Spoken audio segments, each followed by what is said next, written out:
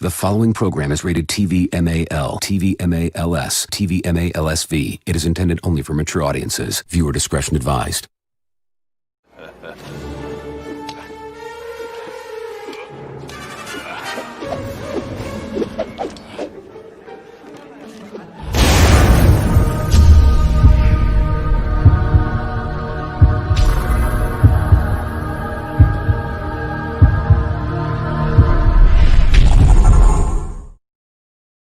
What is going on, everybody? Welcome back to This Week in Bullshit. I'm your host, Justin Proper, and rejoining us for, it seems like forever now, Reina Creole. Welcome back to the show. How have you been? I have been great and missing you guys and glad to be back this week.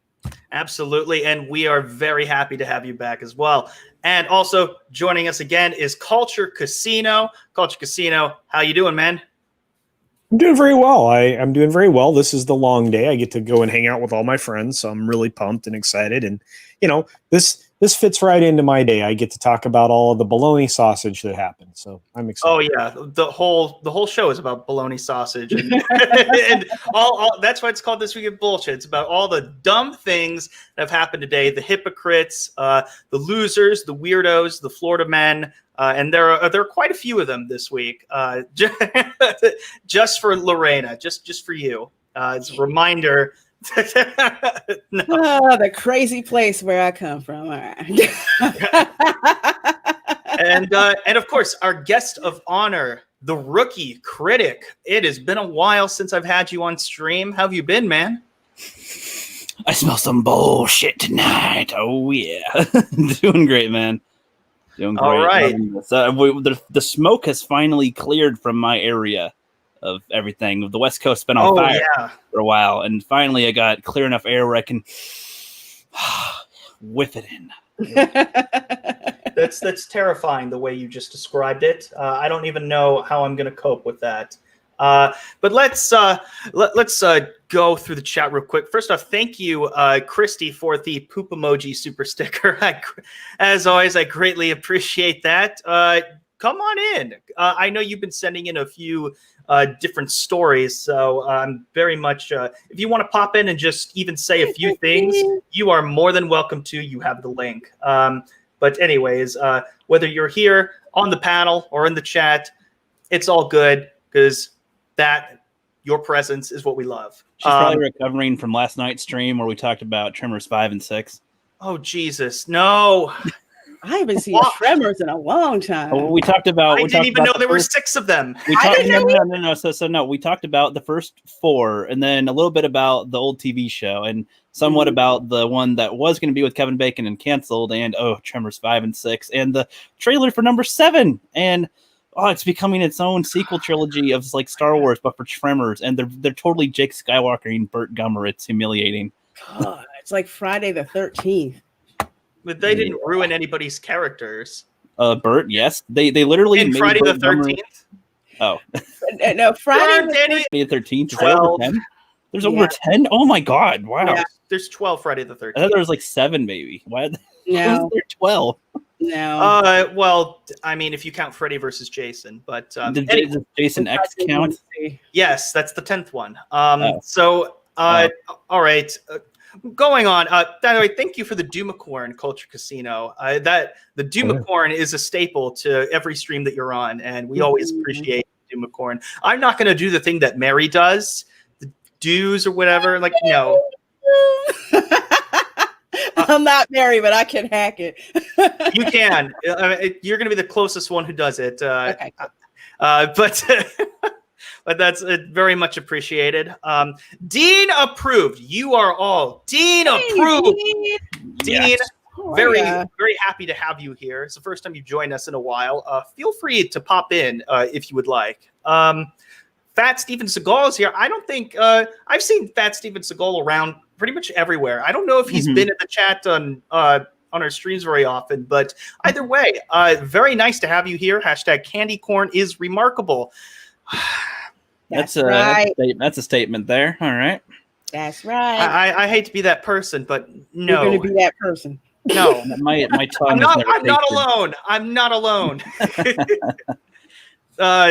Oh my gosh. I'm more on the Anna side of candy corn is gross. Drunk 3PO, he loves candy corn, if I remember correctly. This has been going on for over almost a year now. It's ridiculous. It's about that time. But yes.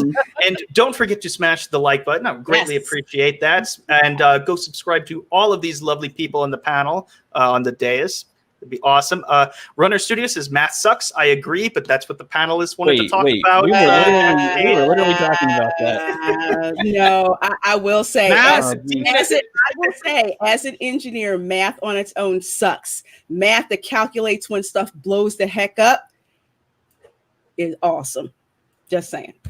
Yes. Sure, but I think it's the blowing up stuff that's really awesome, but not so much the math part of it. If math is not Dean approved, I see. Okay. All right. Continuing on. Says screenshotting Culture's face. I don't know what his face was doing, but I guess it was screenshot worthy. Silent but deadly. Hey, Nick McCabe, one half of my favorite Australian twins. Oh, they're both there. Hey. Oh yeah, they're both here. I said he was one half of them, of my favorite Australian twins. Sam being the other one. In case you, yeah.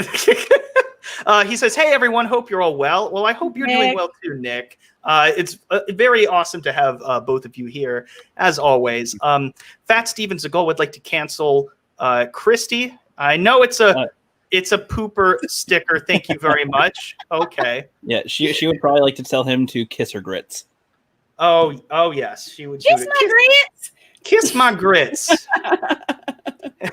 Sam McCabe, hello, Sam. Very nice to see you. He's waving at us. Hello there. Me82 says these streams are the best part of Friday morning. Well, thank you. That's probably one of the nicest things you've ever said. And you were Thug Life Jeremy. You were so harsh on some of those streams were just ridiculous. So I'm very glad that we can make your Friday mornings a little bit better. Greatly appreciate that, man. That was the nicest thing you've ever said. Will Gentry says, "Good evening, goobers and goobettes." Hey, well, good evening to you too, Will Gentry. Good evening to you. Is John Tox here? No, sorry, Jeremy. John Tox is not here. We haven't seen him. We haven't seen him since the Michigan and Ohio debate. We do not speak of. Still recovering from that. Still recovering. Very much so. Stone Cold Jeremy says, "Hail everyone! Looking forward to having a great stream. Hope everyone is doing well." Well, thank you, Stone Cold Jeremy. You're always here, always being a great supporter, and I'm hoping everything is well for you too. We're gonna have to do a meetup at some point. And look who just joined us, Dean approved. Dean. Hey, Dean, you're little. He's a white nipple right white now. Nipple, yeah. Finding his identity. He will at some point. Okay. Soon. And well, he's also muted, so we'll give him a little time. Give me a sec. Yeah, it's okay. We're not kicking you out. Just get everything. Yep, get everything set up, and it will be good. Mad Morrigan, thank you for the super sticker. Also, great to have you back in the chat. We need to have you on the stream sometime soon. He also sends a Doomicorn. Very. Reflex, sorry.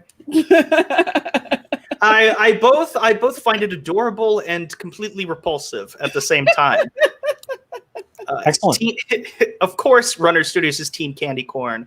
I don't know what McProper wig is. I'm not wearing a wig, as far as I know. I assume it's referring to McDonald's McProper or something. Oh, that. Okay. No, that's McProper. That's in the trash. I took it out of the closet. I just found it there. Just like I had to get rid of it. You can't hide from your true identity. It's starting to smell like McNuggets. Candy corn is remarkable. Oh my goodness! Now we're having a candy corn debate. What the fuck is that? It sure as heck is, Fat Steven Seagal. Yeah. It's my goodness. We're not kicking you out. We're just putting you outside and not letting you back in. No, not so great. No. He's just got to set everything up because literally right now he's off camera and he's muted. So, yeah. So, and now you're back. Now you're here. Hey, Dean. How are you? Nina approved. Yes. How you doing? I'm good. How are you? I'm doing fantastic. And Wookiee Supremacy is here saying, hey, proper. Like, hello, Wookiee Supremacy. By the way, welcome, Dean, back to the show. Very great to have you here. So first and foremost, we're just going to start off with something that I don't know if we talked here on the show about this, but it's it's been something that's been going on for quite some time. Oh, hello, Damajanai. Hail, Damajanai. Hey. I haven't seen you in quite some time. And Nana Reaper also says, hello, panel. Okay. All right. So if everyone who wants to comment, just get it out of the way now, because we're going to get into the first topic real quick. Okay. So Ellen DeGeneres, she's been in the news for quite some time. So for those of you who don't know, Ellen hasn't been known as a very nice person, if you will. She has had a lot of hiccups over the years. She has a not so nice reputation. People have said words that I will not necessarily want to use here. I don't think they're appropriate, but I will say that she's not known as a very nice person. And has been known to be creating a toxic work environment, if you will, on the Ellen Show, with several of her executive producers and employees engaged in rampant sexual misconduct and harassment. On top of the fact that she would do, she would have several things that she would do that were just kind of odd. Like she would send people home if they smelled funny. She would give out breath mints if somebody's breath smelled, and she wasn't very nice about it. She would just do that. Also, she wasn't very nice to some of her guests either. For example, Mariah Carey, when she was pregnant and she didn't want to reveal it, she brought out 2 glasses of champagne to try to out her. And the fucked up thing about that is that after that, Mariah Carey had a miscarriage. So she was pregnant. And yeah, this was about a decade ago. I didn't know that. Wow. Yeah, so really things don't like like that. now. Complaining about not being invited to Dakota Johnson's birthday party, and she's like, on air, by the way. So a lot of things, like she's not a very nice person. And all of this comes out, and on top of that, she complains about being in her enormous mansion. I mean, think about the Streisand effect, that kind of size house. But Ellen's, I'm going to see if I can find a picture of that, because Ellen's house is something else. Ellen DeGeneres house. How many bedrooms do you think it has? You're good. You guys are going to love this. It's just interesting considering where Ellen came from. If you guys know, do you know where Ellen was born and raised at? Nope. No idea. A little town called Pass Christian, Mississippi. Yep, this is her house that she called a prison. What? Yep, she's like, it's like being in prison. Dude, Girl, that's like literally a small town. That house is basically the size of Pass Christian, Mississippi. It's literally, it's this little tiny podunk town, like 50 miles away from New Orleans. Yeah, that literally Just looks like compare a it to Barbara village. Streisand's house. This is the kind of kind of level that we're talking about. Okay, that's a tiny picture. That won't do. No. One in Malibu? Yeah. Yeah, that one. That's pretty enormous, and that's very luxurious. There's actually 2 houses there, and then a little shed there. I don't know about you, but I think Ellen's is just a little bit. I don't know. I don't know which one's the bigger, more luxurious house. How big's the pool? Man, that's like a lot of length right there. That's that's That ain't just enormous. one pool, though. She's probably 100 got another one in that house someplace. Right. Yeah. Hey, Christy, how you doing? Hello. I thought I'd pop in for a few minutes and talk about my disdain of Ellen DeGeneres. Oh, absolutely. Don't beat around the bush. Yeah. Yes. She's like That's she's a like prison. staring at you That's going, bring it on. That's a prison, huh? Oh yeah. Yes. That This is pool her. is longer than my apartment. It's only about 15,000 square feet. That's all. Wait, Yeah. does she have prisoners there? Like, does she wardens herself? Like, I don't know. I don't know, but Wookiee Supremacy says Ellen cuts the faces off of small children and drinks the blood out of their braids. Oh my goodness. That is she says she eats faith. Oh my God, people don't have very nice things to say about her. That's an image. No. Oh wow. Hail, Angelus Draven. Angelus. Oh my goodness. Hello. Okay, so Christie, I'm curious. Exactly. What are your perceptions? By the way, this isn't even the main story of what we're going to be talking about. This is just leading into Just breaking her the ice. apology. So, but before we even get into that, I'm very curious as to what are your overall thoughts of Ellen DeGeneres at this time? Well, she's a beeping beep that is a beeping hypocrite who Just say it. It's okay. no, some of those words I can't say. She's Oh, a my hell. effing, she's No. an effing mother effing cunt Ooh, who Hmm. yeah. Already we're all right. Go Yeah. ahead. I don't. I love that word like a fat kid loves. I love saying that word like a fat kid loves cake. I mean, it's a hypocrite type thing, and you do that as you grow, like you grow your business or you grow like I don't want to say power, but that's what it seems like it is. And isn't her thing like be kind to one another or something like that? Oh yeah, Yeah. she gets into it. Would you like to hear what she had to say? Starting with today, we're starting a new chapter. please A new do. chapter, by the way, which is what, according to a new article that was posted, current and former Ellen employees said that her on-air. This is apparently an on-air apology that missed the mark. I want to know if you guys feel the same way. So let's just start out here. So, This is 4 minutes long. oh no, we're not going to go through all of it. Okay. We're just going to skip around a little bit, cutting some of the bullshit out. So, yeah, let's just see what she has to say. Oh boy, welcome to season 18 of the Ellen DeGeneres. Yeah, blah blah blah. Claps. Everybody's summer good? Yeah? Whatever. Mine was great. Super terrific.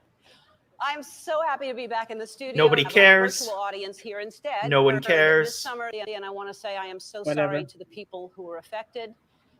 I know that I'm in a position of privilege and power, and I realize that with that comes responsibility, and I take responsibility for what happens at my show. This As is you the should. Ellen DeGeneres Show. I am Ellen DeGeneres.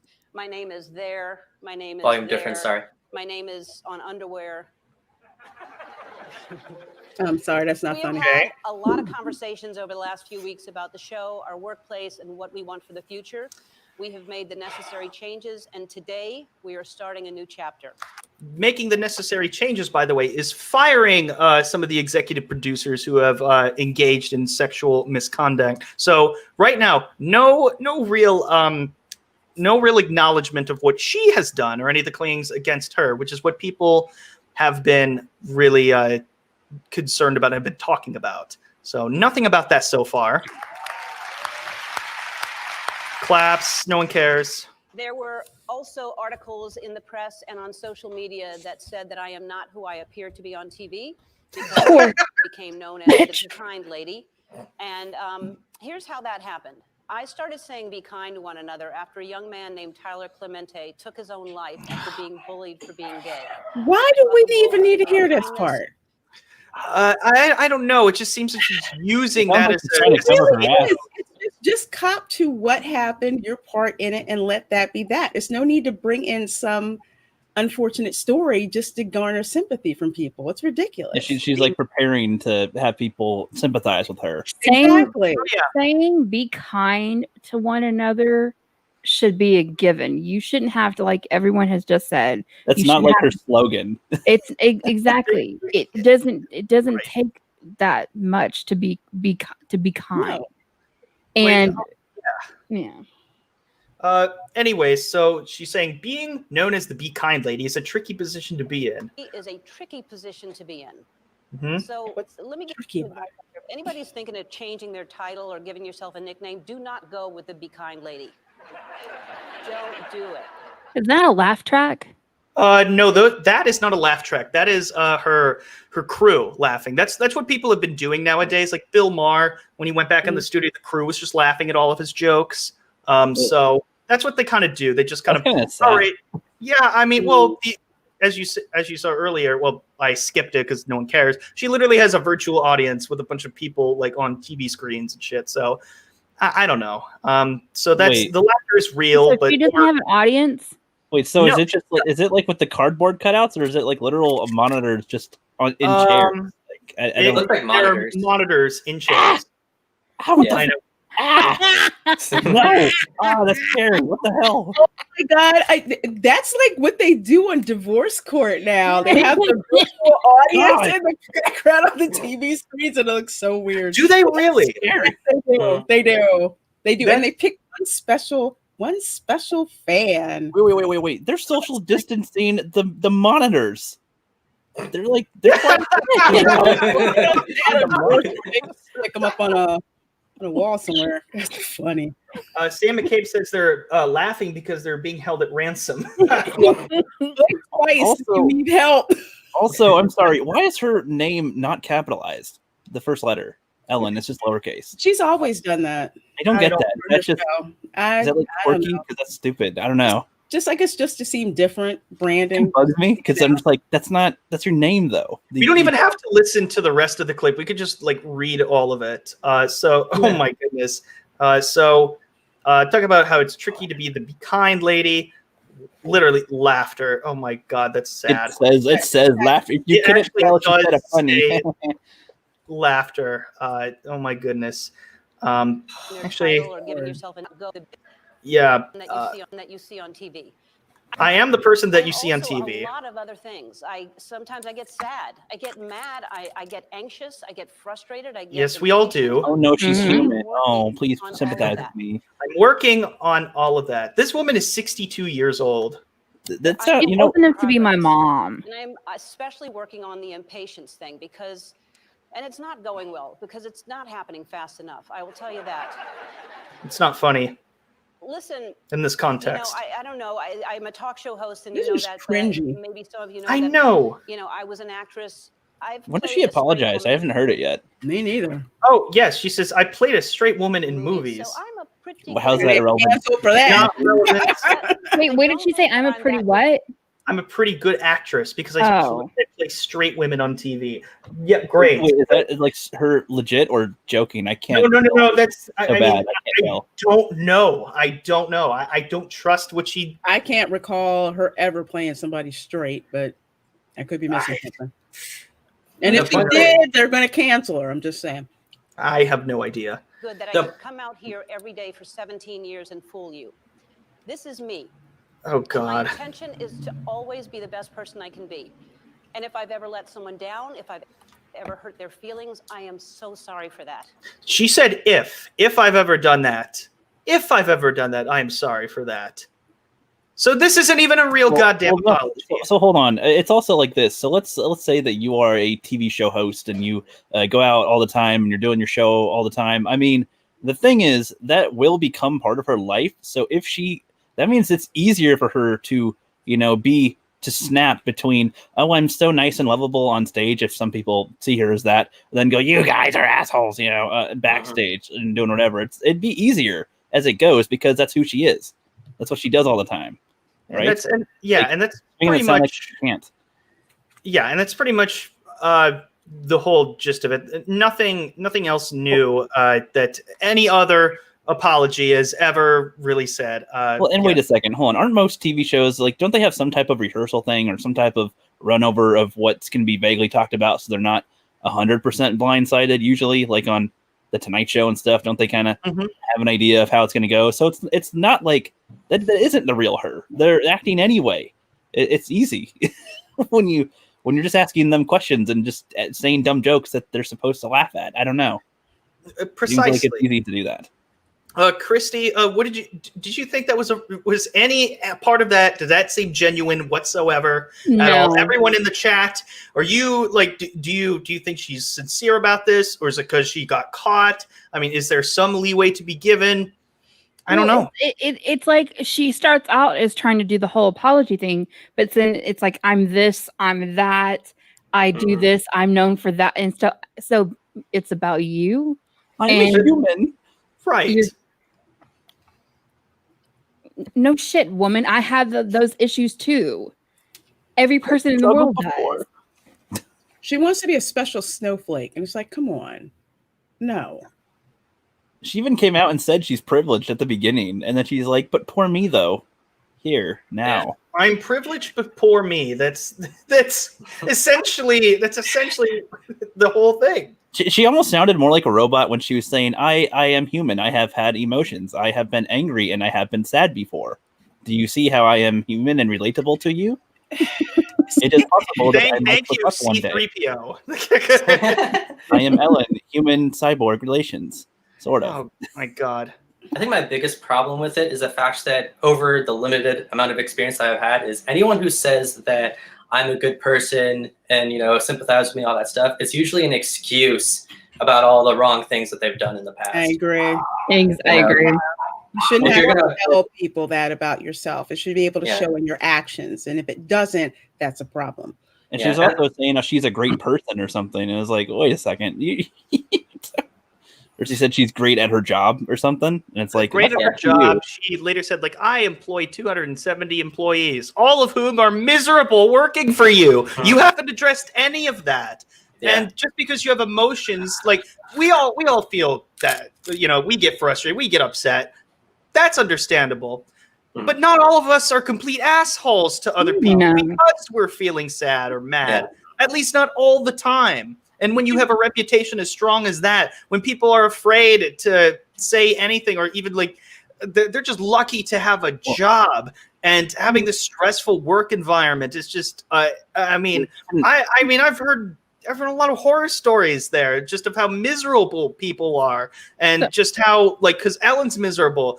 Her assistants, her producers, everybody is angry, and they're all up in arms all the time. What kind of a work environment is that? So it's disgusting. So this is with it being in California. How are people in entertainment essential workers? Yeah. I don't even know. Dean, we haven't heard from you yet. What do you think about this? Like I said earlier, I had another thought and then I forgot it. I don't know, because I think you said earlier that I heard that they fired the people that were complaining about all this stuff and have yet to fire the people involved as the guilty party. Oh, no, that's messed up. That's the least she should do. If she says her apology wrong, that's one thing. But if the people who are abusive in this situation, they should be gone by now. This is strange, and but I think what happened was they did fire the employees that were involved with sexual misconduct. They did fire them, but they've also fired a lot of people for having the coffee be too cold. So yeah, that's not good. Yeah, I don't know. But employers, are just, not employers, employees have had a lot to say about this. I know this is BuzzFeed and everything, but they've gotten so many exclusives on this story, and it's very interesting. One person said, not only did Ellen turn our traumas into a joke, she somehow managed to make this about her. When she said, "Oh, my summer was great," and that was supposed to be funny, I thought it's funny that you had a rough summer because everyone was calling out all of the allegations of your toxic work environment, and now you're the one suffering. And again, let me just refer back to her feeling like she's in prison. Where was it? Yeah, that's prison. Oh, poor you, Ellen. You don't know what prison is. Sounds like Hollywood. It is. It's so lack of self-awareness. Again, I assume she keeps people prisoner in her house. You hope you had a great day today. I will give you one meal a day, everybody. I guess in prison when you have to go up that long road to where your big house is up there on the hill. Yeah, poor you. We feel so bad. What's the thing when you're especially in the beginning of the year, back in March and April, when we're all stuck inside? What's that called when we? It's not claustrophobia or anything like that, but it's stir crazy. You go stir crazy. Hibernation or something. Yeah. Stir crazy. Yeah. Yeah. I wish I could go like how I did back in April. In April, I went stir crazy. I nobody knows this. I dropped out for a term just so because it just got I couldn't go anywhere. And you couldn't do anything, and you're stuck at home. I mean, I love doing the live streams. Cabin fever, that's what it is. I would love to have a cabin fever in some place like that where I could actually walk outside without somebody saying I walked to get my mail and put your mask on or something like that. Yep, cabin fever, stir crazy. Stone Cold Jeremy says these hosts typically do go over what they'll be discussing with their guests, but sometimes they will ambush the guests with whatever, like when Rosie O'Donnell ambushed Tom Selleck over gun control, or I would say I would go back to the Mariah Carey thing, which was probably the worst. He said Culture Casino. Do you have anything to add to the whole Ellen DeGeneres fiasco?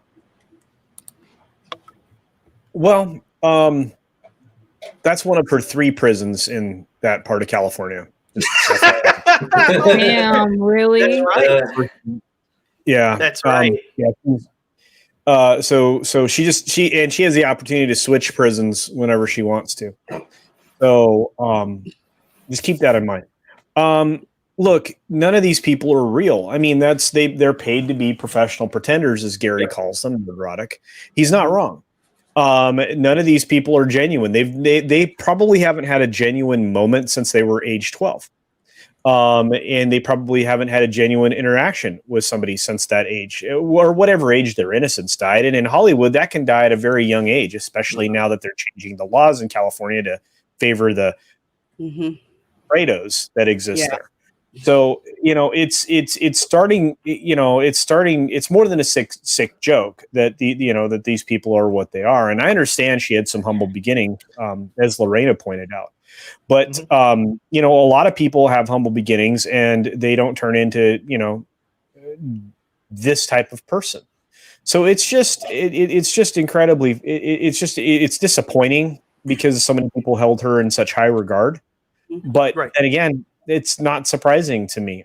There are so many people out there that have such unearned reputations just because they hold a particular ability to act somewhere. And she's just incredibly awful, and she's always been incredibly awful. And I don't know what to do with that. I mean, it's not like, it is what it is. But I mean, the last thing in the world that she should have ever done, and she actually owns up to it in that little monologue apology that we watched on that Twitter clip, that she never should have called herself the Be Kind lady. She never should have ended her show with Be Kind, because clearly she wasn't capable of it. Not only that, recognizing that your staff abuses each other, that's pretty easy for a boss to pay attention to and deal with. I mean, exactly. if I have an employee that acts out or misbehaves, they don't get to do that for very long. Especially if I observe it. If I observe it, it's dealt with immediately.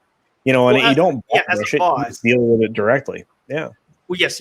As an employer, it's very easy to point out, but it's very, very difficult to for somebody, especially, this is why Hollywood's really messed up, is because it's very cutthroat as it is. And you have a complaint about somebody who has worked up the ranks, you're not going to last very long. You're going to get fired for any reason, especially if they're a terrible person.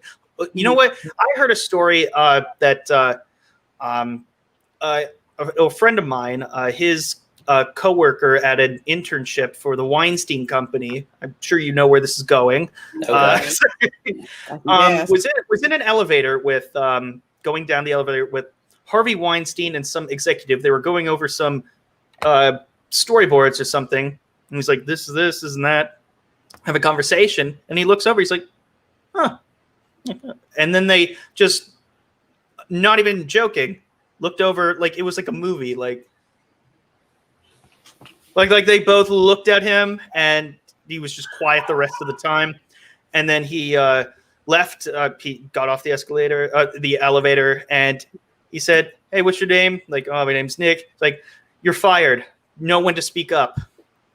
Know your place." And I've heard similar stories like that from living in LA too. Well, Stories friends would tell me who work in the industry. Yeah, the coffee not being warm enough, you look at the wrong person the wrong way. You had the audacity to use someone else's assistant without asking them. It's crazy. Well, and I'm sorry, I might misunderstand TV shows, but or like hosts like that, but it's like Jimmy Fallon, Jimmy Kimmel, all them, Ellen, whatever talk shows. Don't they have producers or people that also like might manage other people while they're doing stuff? Like I didn't see the host as the person who deals with everyone specifically, like into making sure they do their job and fires and hires immediately. I kind of assumed there's like a little bit of somebody else on par with them as far as being able to tell what to do to other people. Is that right or wrong? Well, in this particular show, and also with Oprah's show, she pretty much managed her entire staff, and Ellen did as well. And she hires and fires the executive producers or the producers of the show, and she's responsible for their activities. She's responsible for their actions. There's no crew manager or anything if she's busy with. Certainly, but it doesn't, Jeff. It doesn't change the fact that. Okay, right. But there's still a chain of command. Who's the top of the chain of command? Well, I mean, I guess like no, not necessarily. Actually. I didn't know if it was Ellen. Is there anybody above her? Did she have to like abide by the network or something? No, it's the network executives. They are at the mercy. No, the hosts and the crew are at the mercy of the network executives, really, and the censors. Depends on what kind of power a host has, though. That's very true. Johnny Carson could do whatever he wanted. Yeah. Seth Meyers can't do whatever he wants. He just can't. Yeah. Right. That's okay. Where's Andy and all this stuff? I just remembered. You know who Andy is? Wait, you talking about the Jimmy Fallon co-host? No, Andy, her producer, Andy. Ellen's producer. With Ellen, I have no idea who this people are. I don't know. I know. The only person who works on a talk show that I know of named Andy is Andy Richter. He's awesome. That goes in those haunted houses every Halloween. I don't know. I don't care. I don't know. Anyways, I have one last comment on this, and that's just when she said, like, "Oh, I've done all these great things over my talk show time." It's like that's kind of like saying, "Oh, I did all these great things, therefore, when I do bad things, it's okay because I've done all these good things." You know, I can yell at people and lose control, but that's because I've done all these great things. So you can't see me as bad. But that's only when the cameras were rolling, or when people were seeing you do good things. I mean, she would have passed up like all the homeless people in LA. Never give them a penny. Yeah. None of them do. Like, I'm trying to imagine Oprah being like, look at all the good I've done for everyone. That means I've murdered 30 people. And it's like, what? Like, but I've done all this good. I've helped villages and other poor countries, given people cars and whatever. Aren't I good? It's like, I don't know. I genuinely don't know.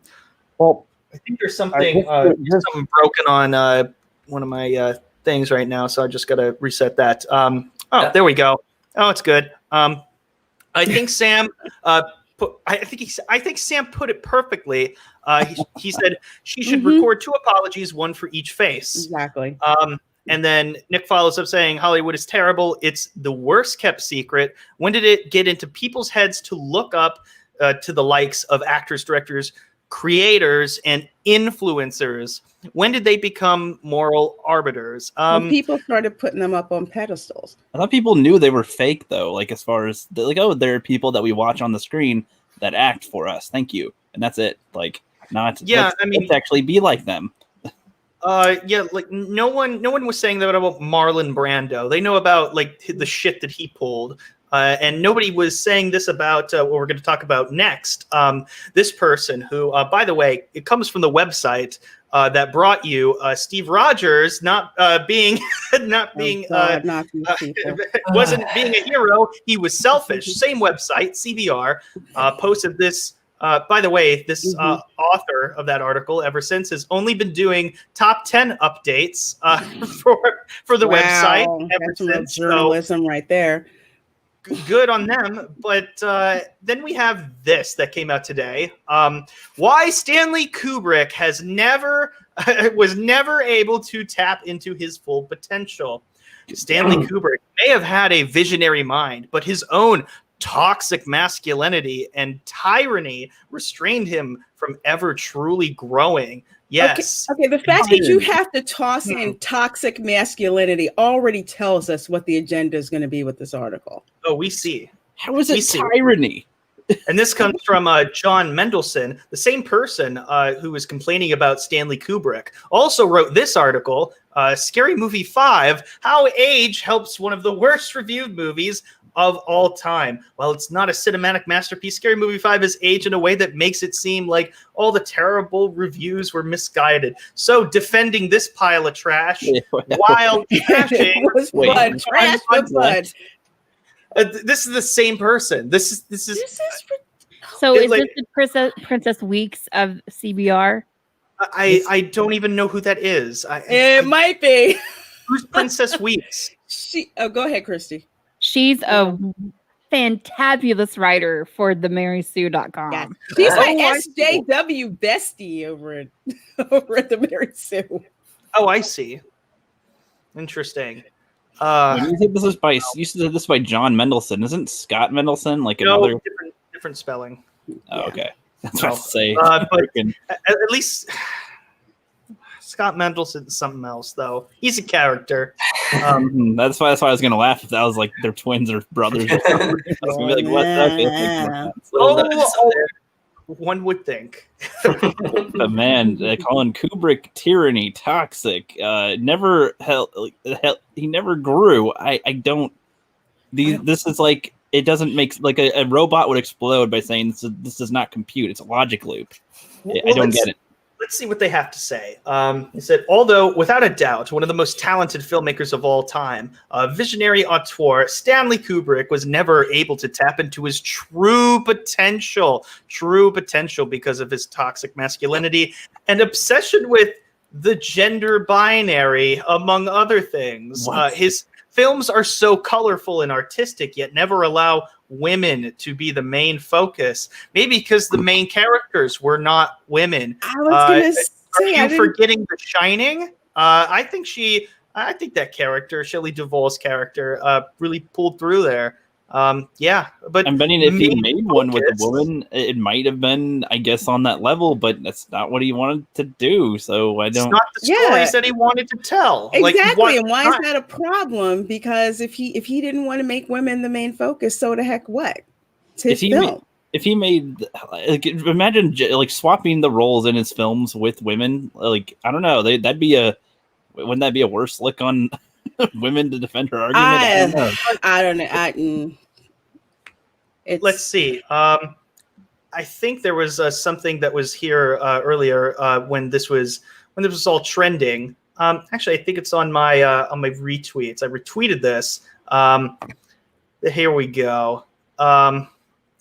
Yeah, man, if only Kubrick actually understood toxic masculinity. Can you see screenshots of all of his movies? Of these people, especially this guy. This guy's the creepiest. Yeah, he's meant to be creepy though. That's his character. He went from this whiny baby face brat to just He became a sharpened, focused tool that just is like, I am ready to kill now. Thank you. Bye. Done. And that was a progression. That was what his we weren't supposed to be going, yay, we all need to be like him because toxic masculinity, yay. It's like, no. Don't be like this guy. He was the outlier, and it made it obvious that something was not right with this dude. It's called a cautionary tale. So would the writer of that article want this to be played by a female? This character? That would make sense because I don't get it. This was in, I think, Vietnam. I know, but let's make a psychotic woman in this instead of him. It's like I don't understand. It wouldn't have worked. But then it wouldn't, because then it would be a whole different movie. It wouldn't be the movie. It'd be what? He said it wouldn't be the movie. That's right. It wouldn't be. This was about Vietnam. This was about male soldiers in Vietnam. It wasn't female soldiers in Vietnam. It wasn't like field nurses in Vietnam. This was about Marines in freaking Vietnam. So changing it to a woman, yeah, you're right. It's like if I changed the whole premise of the story. Right. I mean, it's completely accurate. So that's just one of the things he talks about. But this is a very frustrating article. So bear with me, everybody. And yes, we've been through it before, Nick. Selfish. Yeah, Steve Rogers threw himself on an effing grenade. He crash landed an effing plane, sacrificing his own damn life to save thousands of lives. I'm telling you, this is the same exact website that posts these ridiculous hot takes. I'm surprised I haven't had a Cuties article yet, which we're not even gonna. We're not even going do that twice already. We're not going there, but I'm just saying, hot takes are kind of their thing in terms of ridiculousness. And if that's what they want to do for the sake of it, fine. But at least make it interesting and not like I don't know, like a high schooler made it, like just trying to pass English or something. It's just I don't know. It's just these kind of ridiculous arguments. Stone Cold Jeremy, thank you for the $5. He said they'd have a woman chopping through the bathroom door. Here's Karen. Yeah, I can see that being a parody film. I like that. You see, the only way it would work.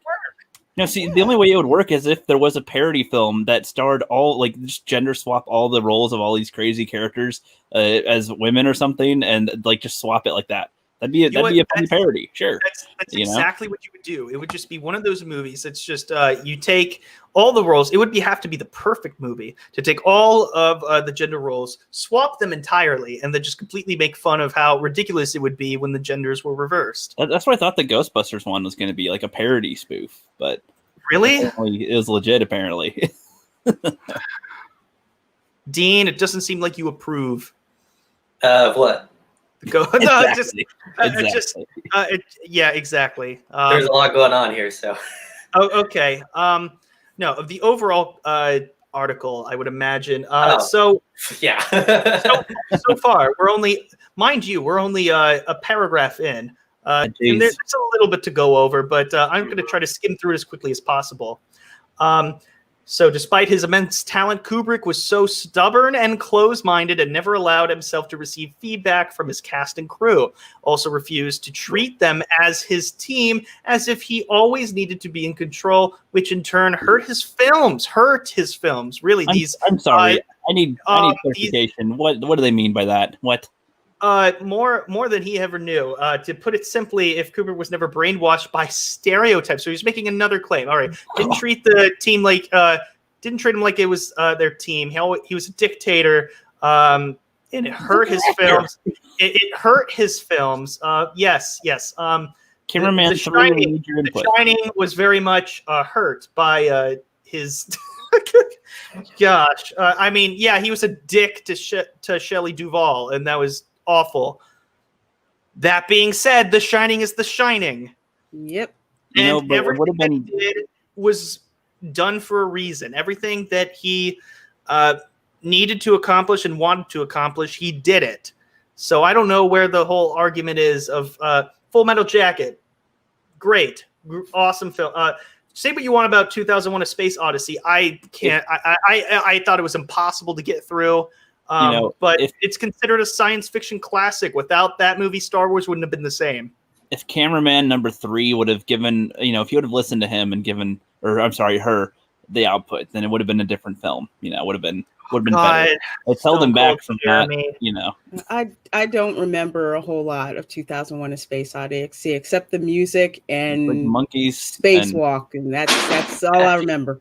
Sorry. Can we just acknowledge Stone Cold Jeremy right now? Just yeah, you'd have to have Johnny Depp play Shelley Duvall's character as the abused spouse. Exactly. Oh my god.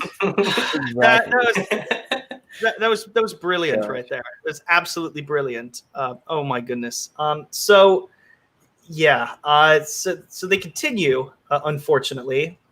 So they make a bunch of claims, like didn't treat his team like his team, needed to be in control. and it hurt his films. I would argue it never hurt his films. He's the director. He's supposed to do that. Every single frame is a painting the way that he wants to make it. He is trying to make it the way he wants it to be. I don't like not all directors are that precise, maybe, but I mean, and if anything, that probably made all of his crew better at their jobs because of how precise he wanted them to be to get what he wants. And directors working with those crew members in the future probably were like, "Wow, you guys are great. You guys listen to me and can do it right. Wow, thanks." Look. There's a difference between, and this is where I would argue the confusion can get in. There's a difference between, and this includes people who are working in Hollywood, people who they're not always going to be nice. Like, hey, can you do this, please? No, it's just like, hey, I need this done. I just need this done. Do it again. Please, all right. Can you move the camera, you're being very much straightforward. Being straightforward isn't being a dick. He told me what to do on set. Oh, I know. You know, I kind of. Oh, I'm sorry. Go ahead, Justin. Oh no! All I was really getting to is that the difference between the two is just how you approach it and what your attitude is and how you treat everybody when you're not filming. And if you're still that asshole outside of it at parties, okay, yeah, he's just an asshole. But if he's just saying like, hey, I just want you to do your job, that's not being a dick. That's literally the bare minimum of what you should be doing. You should be going above and beyond. You're working on a Stanley Kubrick film. That should be a high honor. Like working on Full Metal Jacket, he's not fucking around. Eyes Wide Shut, fucking forget it. This is his last. Like, I mean, it was his last hurrah. People should, anybody who is like a production assistant on that set of Eyes Wide Shut, like he had to made a movie at 12 years. You're never going to get this opportunity again. You're going to have this on your resume, a Stanley Kubrick film. That's not something to blink at. I mean, you have to take this seriously. And you could be nice about it, but some people just aren't like that. And I think this is interesting. This is something that I wanted to bring up, though. What do you guys think? Because we're sitting here, we're defending Stanley Kubrick. Bye, Christie. Sorry, I think I might have missed something in the private chat. Yeah, she got head out. She had to go. Oh, no worries, Christie. Take care. So it was interesting how we're defending Stanley Kubrick. Yet with Ellen DeGeneres, we're just like, she's just a terrible person. She's pretending to be somebody else. What's really the difference between somebody who has, clearly these two have strong personalities. What do you all think is the difference between the two? And I'd like to start with Lorena to press this query on. I would say with Kubrick, with him, it's what you pretty much saw is what you got. Everyone knew the reputation of who he was, and to kind of bring it to things that people can relate to, it's like the difference between Steve Jobs and Tim Cook. Steve Jobs was very hands-on. People thought he was an a-hole or whatever, but he came up with some pretty freaking good products until Tim Cook came over, and then things kind of went downhill. With Ellen, it's like... It's actually a good question. With Ellen, it's like it's like two personas. It's like she's pretending to be sincere. She's pretending and putting on kind of like this facade. With Kubrick, I didn't, or at least from what I've heard of him, it doesn't seem like there were two faces with him. What you saw was pretty much what you got. You knew he was difficult to work with, but his products were top notch. You were attached to a Kubrick film, that was credit for you. Getting attached to Ellen right now is like poison. Well, I don't know if it's necessarily poison, but I would say that. I mean, I would say that no one is going to be judging you if you're just setting up lights or something like that. Like no one's really going to care. But like, it would kind of go into that mindset of, why would you choose to work this? Why would you choose to work for Ellen? You have other opportunities that you could possibly pursue. Why would you do that? Maybe consistency.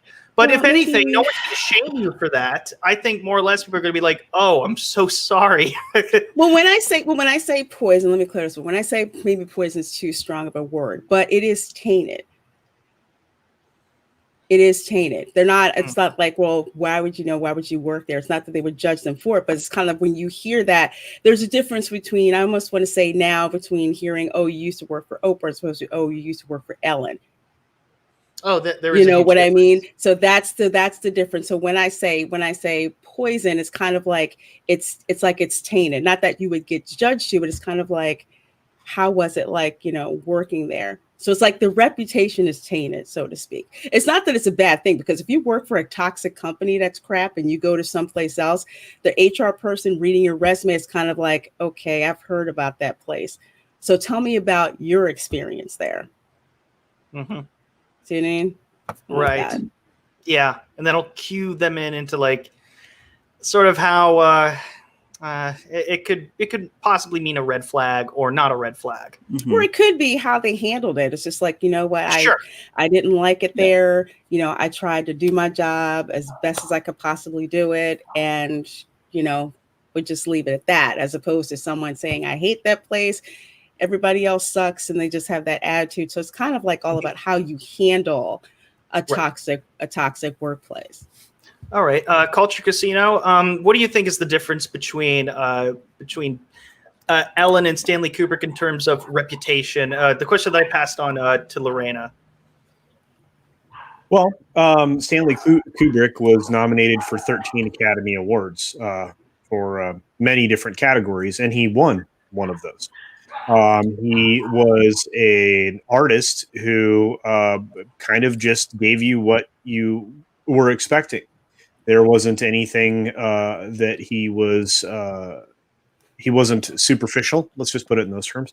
He was what he represented. So if you got a job working for him, you knew what you were going to get. I mean, other people have said it in various ways here when we were talking about this, but if I were going to be directed by him or Scorsese or any of the number of great directors that there have been, including Orson Welles, I would have understood this is their personality and their creative process, and I'm being told what to do. Of course, I'm not a particularly sensitive person.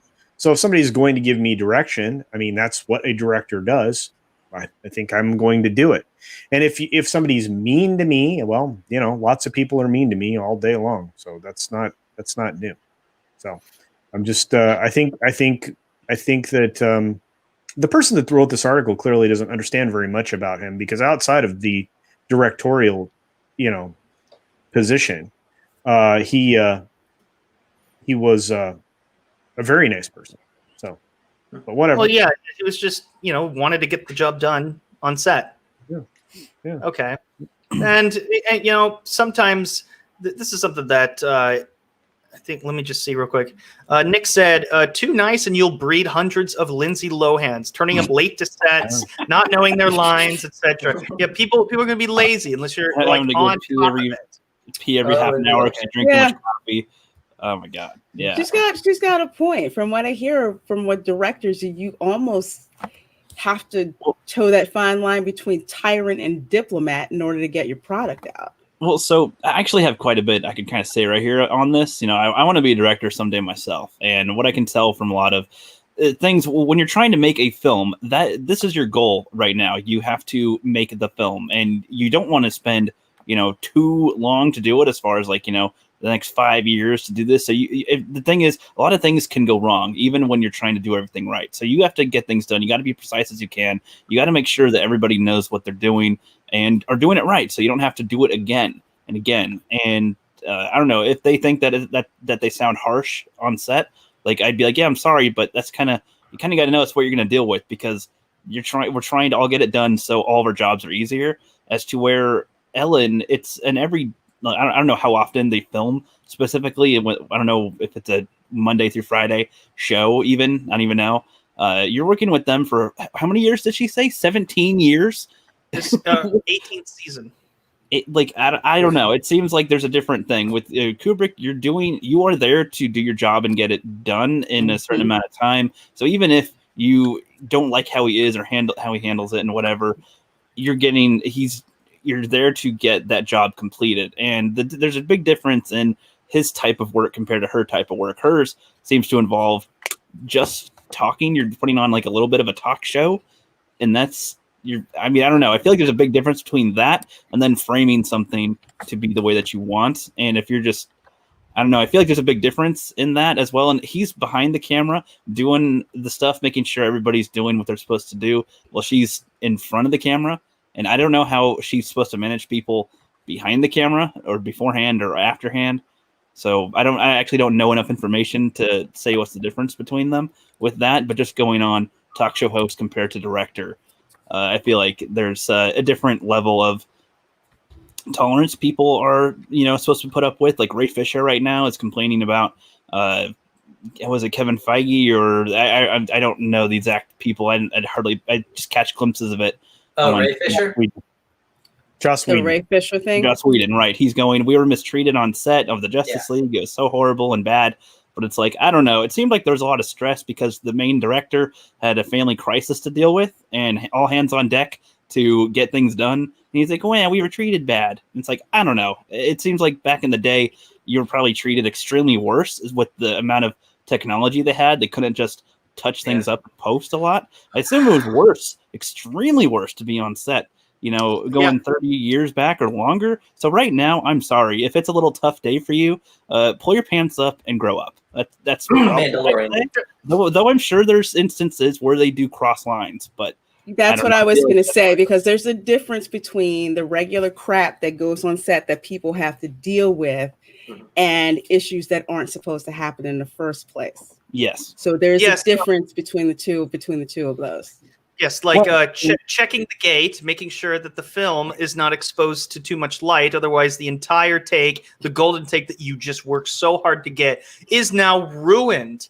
Or if the lighting, the person who's taking the light meter, because remember, this is on real film. When Stanley Kubrick was working in the business. Mm-hmm. Yes. So no one has time to fuck around with that. Like if you look, one mistake.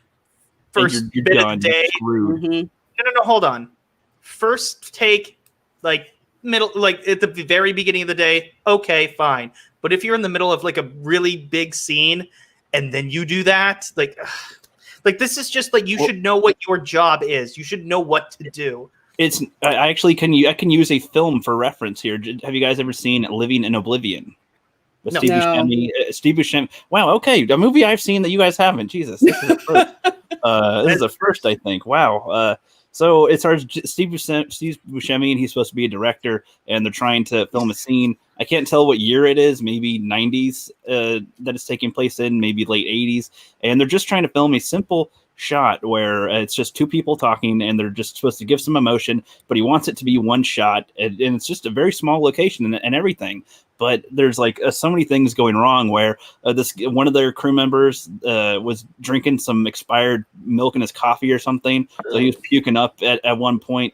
The person that was supposed to check for sound outside of the room, soundproof it, wasn't really paying attention for a sec. They're, just kind of wandering away because it was their third take.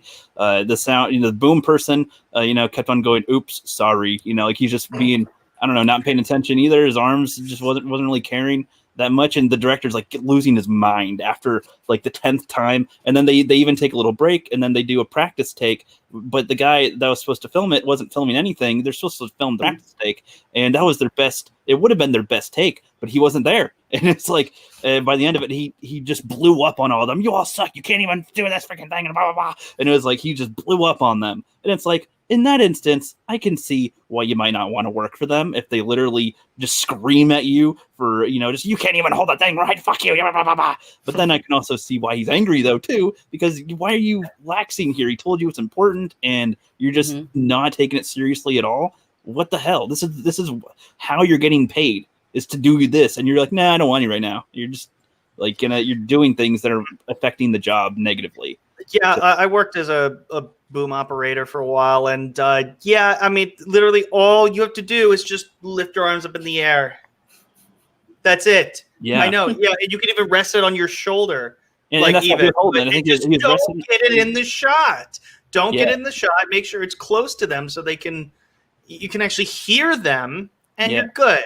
Like, well, that's and it was, all it was you have to stressful. do. It was stressful for the actresses in it because it's supposed to be an emotional, like, mom and daughter type of one, and the actors are trying to recall really sad memories to build the emotion for it, and the more they're doing it, the more they're not caring, because it's like, God, we can't. It's hard to just stay in that state, and they don't even want to be on set after a while too. They're like, man, we just kind of want to go home now. Like, as we're thinking about this in our head all day, the sad stuff to get us for the scene, and we can't even get this one scene filmed. So it's like there's a lot of stress that can happen, especially in those days. So I'm just comparing to right now, where it's like they just tend to fix a lot of things in post, and there's so many tricks they can do to fix things rather than just get it right on set. So I don't know. ADR they'll do often as well. There's a lot of stuff. Yeah. So I would don't know. imagine. Big difference is all I'm saying compared to now to then, and I don't know. Could have probably been could be handled better. And so I don't know, when they say they're being mistreated, I don't know what they mean by mistreated these days. Like were they bent over and spanked in front of everybody when you did something wrong? That'd be kind of humiliating, but I don't know. Right. Dean, you wouldn't approve that kind of attitude, spanking people on set? No. No. And we're talking about, professionalism. I mean, like, that's the major difference, I think, is that you can be kind of a hard ass, but at the same time, like, I mean, from the allegations, obviously, like, Ellen shouldn't be doing what she's doing. Like, she's, in a way, it sounds like she's kind of complicit. So, but if you're talking about Stanley Kubrick, I mean, he's doing his job. He wants the image that's in his head out onto the page. So, and I'm sure. I'm sorry to interrupt, but I'm sure that if people that are on his crew do a good job and like get a scene great, like, I don't know what goes on, but I imagine he's like, "Wow, you guys did fantastic on that. That was a good, thing." And if at the end of the product, if he's satisfied by it, they must feel freaking fantastic that they could satisfy this very strict director, to get it right. Well, that's one of the things that this person writing the article had mentioned. Like, he wouldn't mention that part, but he would say, like, so he writes, he was a perfectionist, terrified of failure. The fear held him back from being the best artist he could truly be. No, he wasn't afraid. He knew what he wanted. This precise. Precise. Like, he knows what he wants. He knows what he wants, and he's trying to get it. And if it's not right, it's not right. And it's on that. Look, this is one of those apologists for not having any type of merit or achievement. That's a statement by somebody who is trying to dumb down the ideals of living up to your best and delivering on your potential. Perfect is something that should be strived for. It may never be achieved, but at least he went out of his way to make something that was absolutely the best possible. Whereas this person is defending the idea of being mediocre or not even working to try to make something at their best. What a punk. Yeah, and he even goes on in saying when directing actors, he forced them to do takes over 100 times in order to make it perfect. Okay, 100 is a little excessive, but still, if it's perfect, if it's not perfect, then the movie wouldn't be what it was. A Clockwork Orange wouldn't be what it was. The Shining would not beat the freaking Shining. Here's a fact. I'm sorry, go ahead. No, please, go ahead. Well, I was gonna say I've kind of learned this myself. Like, I don't want to be an actor myself someday, but trying to learn about film right now and using what I can with what I got to act in my stuff. So, like, I figure as I'm doing it, it's like the first few times usually suck. I'm like, even a simple line like, "Hey, don't do that," can sound really weird when you're not talking to anybody and you're just saying the line. So it's like you repeat it a few times and whatever, you can kind of get into character, and then you can actually say it right. And sometimes you say it right, but you're not looking in the right direction, or you say it right and there's something else that goes wrong that you can't control. Maybe on set when they're filming, they got it right many times, but other issues caused problems when they were filming it. So you got to do it again. And it's like, I don't know, if the actors are capable of doing it like 100 takes for something, then that's really great on their part then to be able to do that and get it done. And that's, I don't know, I feel like that's should there be like, oh, if you have to do 20 takes, just quit? there's something, I don't know. It's like sometimes people just can't get it right the first time, and especially if you mentioned A Clockwork Orange. I can't imagine. I haven't seen that yet, but from what I've seen ish and what I know about it, I don't to be in the mental state to physically act like in that. I don't know. It seems like that probably takes a few times and a lot of work to work yourself up to be in that type of mode. And it's not something that's simple as you don't need to try to be perfect. Just try to aim for 70%. Is what this article seems to be saying. And it's like, no, why don't aim for 100 if you can? And Justin, you and I talk about this before, like with Jaws. A lot of things went wrong. So they couldn't do what they wanted with that film, but they still did the best they could with what they had. I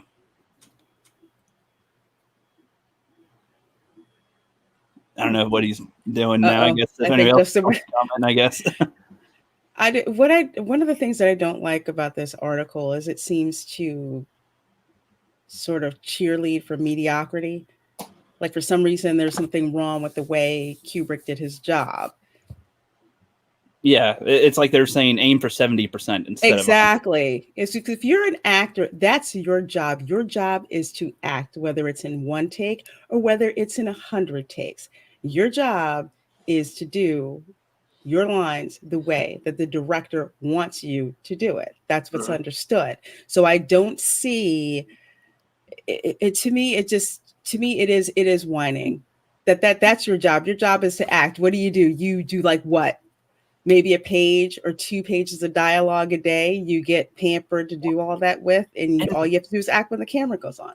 And you know what I always take away from this is that if he's making them do this, then the actors, the whole crew and cast, by the time they're done filming, will probably have gained a lot of skill and knowledge in film. And then when they do any films in the future, can do it better, And so instead of 100 takes, maybe they could do it in 50. Maybe they can do it in 20 next time because they went through all that work and everything. The more, I don't know, you gain skill through suffering sometimes.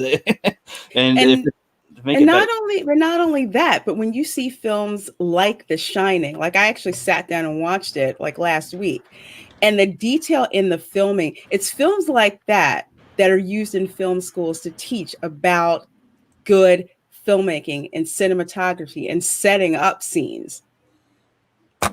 Exactly.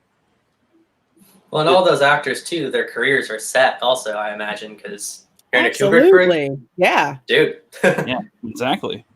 Yeah, and one thing that I would add to that is, for one thing, like yes, it does teach you the rigorous effort is very much worth it, and what makes it even more worthwhile is when after all of that awful. Let's just say that your experience was awful, and it was very difficult, sometimes almost inhumane in a way. Well, I mean, we're towing the line here. What happened with Shelley Duvall is something that's kind of fucked up, just a bit. I don't know what happened with that. I mean, just it's a long story. A psychological. Was that for A Clockwork Orange or? For which The Shining. Yeah, she had hair loss because of that. How terrible it was. The stress and how basically Kubrick kind of pretty much messed with her mind to get her in that psychotic state, so to speak, which it showed up on film, but it's kind of screwed up how he got that out of her. I gotcha. Yeah, pretty much. But it wasn't one of those times where you have a very stressful time on a film set and the movie's crap. No, this was like all of your suffering was worth it. If you went through hell to film Full Metal Jacket, everything and then you go and you watch Full Metal Jacket, just knowing that you helped make that happen. How satisfying must that be? You helped make a print on history. How relieved must you be? Thank goodness this worked with Spartacus, 2001, with The Shining, with Full Metal Jacket, even Eyes Wide Shut, whether you like it or not. It has to be I can't even imagine just how just satisfied people on the crew must have felt. you'll have been a part of literally a film imprinted history. Like when people look at films that were great for time periods, you're on that list. The film you helped participate in is on there. And that alone, even if you were just the snack guy, I don't know, you'd be like, wow, I helped feed the people that were able to get that job done. I was working on that film. Yeah, I have stories. I gave him some Krispy Kremes, that was good. It's because of me that it was so good, because I helped your belly's doing good, on break.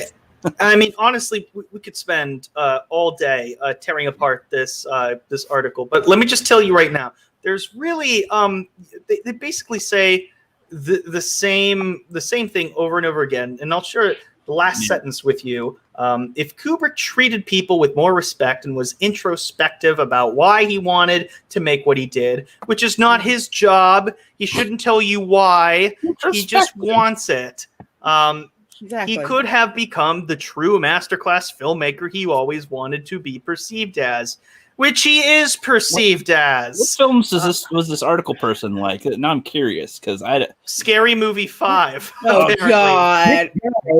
This guy has three awards named after him, including one of the most prestigious BAFTA awards. So he wasn't good, you giant flaming asshat. Jesus. He thinks Scary Movie 5 was good. Okay, granted, Scary Movie 1 was funny. Isn't that a parody series? Yes, it is. Yeah, a parody of Scream and all of those. Yeah, exactly. By the way, goodbye, Wayans Brothers. After the second one, this has to be a parody article, because there's no way. Like, it's not serious, because I wish, but this is CBR. This is CBR. Yeah, they're 100% serious. Yeah, they are. And so let's finish it. Let's finish it though. He could have become the true masterclass filmmaker he always wanted to be perceived as. But instead, his behavior has caused him to be remembered as a visionary yet tyrannical filmmaker who wouldn't listen to anybody but himself. I wonder why, because it's his movie. Y'all are some freaking haters. Oh my God. Who the hell is above him to tell him how to do what he's doing? Forced his obsession with control into every aspect of his films, including editing and cinematography. God forbid you want things to be good. I mean, I'd probably do that too. Director's behavior towards women makes him seem like a misogynist, so they use that too. God, it's just acted like a tyrant. I think they even use the word dictator. I believe they did. Is it in there? It is. It is. It is. Where? It's called director. There's a exactly. A great filmmaker is not only great because of their talent, but also for the way they cooperate with others. It is not a democracy, damn it. It's not. Kubrick's treatment of his cast and crew seemed closer to the actions of a dictator than a film director. Okay, yeah. So they did actually use it. Okay. Gentry said something in the chat worthwhile. It hasn't appeared yet. Who is it? He says acting. Reaper? I don't know where it shows up on yours, but on mine it says acting was a job with. Will comment. Yeah, acting was a job with no respect back in the days of Shakespeare. Actors were seen as the least important of the whole show business world back then. Huh. And so, like, compared to now. Now they're on freaking pedestals now. I know, it's ridiculous. Hey, Bone. Hey, Jeremy 5 Russia approved. Oh my goodness. I think we could honestly talk about Stanley Kubrick all day. Culture Casino, I just want to give the floor to you real quick for anything else that you wanted to add, because clearly, there you are. Because clearly it seems like you have a great appreciation for Stanley Kubrick's work. And I just really wanted to know just why is Stanley Kubrick considered to be this great, and why is this guy, like, in your opinion, just like a piece of shit person for not appreciating it? Like, I'm very curious. So go. Art's subjective, right? We can all so if his appreciation's on him, but he's he's trying to make Kubrick's accomplishments and his and what he did during his time on the planet, because he's no longer with us, hasn't been since 1999. But he's trying to diminish those accomplishments and tear him down because he's part of the patriarchy. Because this is completely a politically driven article. There's no there's no mask on it. It is a filthy piece of propaganda that's inaccurate, incorrect, and I mean, I don't know. But I just look. I said usually don't call people names. This person I did, and for very good reason. Stanley Kubrick has 3 awards named after him, including a BAFTA award. The recipients of which have included Steven Spielberg. In fact, the notable directors that consider him such a master and basically the inspiration for the way that they make films include people like Martin Scorsese and Spielberg and many, many, many more. So, to the fact that people want to say, he needs to work better with other people. No, he doesn't. When you're a director of a film, you have a vision. You are the only person that is painting the painting. You have a canvas, which is the backdrop that includes these actors to make a piece of art, a work of art in the case of every single one of Kubrick's films. And you're talking about somebody who spent decades working on their craft and pursuing perfection, which is why we have so many visually stunning and compelling stories that are told by this particular director. And the reason that we have one of the most amazing cinematic shots in all of history, where Jack is banging his way through the door and it's shot from underneath, is captured from a perspective of a documentarian who was taking film of the actual process to get that shot right. And that took a lot of work by both Kubrick, who was holding the camera, and Mr. Nicholson, who was being the actor. That was not a one-take shot. That took a long time and a lot of practice. And if it took 100 takes, it took 100 takes to get the shot right, because sometimes that's what it takes. Do you know how many hours you have to spend? There's an entire book written about how many hours you have to spend to achieve greatness in anything, sports, whatever your field is. It's thousands of hours. So 100 takes, good. We got a perfect shot. Shut up. And there you have it. What's your favorite Kubrick film? Oh, The Shining. The Shining. 2001 is a very close second. I mean, they like, depending upon the year, they can interchange. Mm-hmm. Okay. But no, I mean, there are scenes in 2001 that I don't think anybody else could have conceived of, and other people have tried to imitate. They've tried very hard to create that, and just they fail miserably. And even with modern technology, you still can't do it. I'm amazed at how some very clear focus and some soft focus are employed in the same shot in corridors or any number of other things. There were just something you could not possibly envision this man made happen. It's incredible. Yeah. And I mean, with 2001, I mean, look, as I said earlier, I don't like the movie. Again, impossible to get through. People put it on a pedestal. That being said, I can appreciate how much it did for the science fiction genre as a whole. We would not have had like all the movies that have been inspired by 2001. I think nearly every single science fiction film has been inspired by 2001 or something else that has been inspired by 2001. It all leads up to that. It was so good. People thought that he shot in the moon landing and faked it. That's how good it was. That's how good it was. Consider this. It was 1969 when that film made it to audiences, right? Man. So it was shot. I think it was the year before or something. Was it 68 or I don't know. I don't know, but it was a little bit before the 68, moon landing. 68, 69. It was before the moon landing. And when it made it to theaters, it was remarkable. The film won the 69 Best Visual Effects. That's his only win. in the history of this man's career. But I think that's his only win, which is ridiculous. And I don't know how that happens. I mean, the guy made, Dr. Strangelove, A Clockwork Orange, Full Metal Jacket. Anyway, you get me started on just what he created. I don't know. I can't imagine somebody not thinking this guy is a master filmmaker and reached not only his full potential, but probably the potential of many, many other people. I don't get it. I don't know. And that's what gets me so much. I mean, it's not just because I appreciate the films. It's because like you said, he defined a genre of film with 2001. He moved cinematography forward.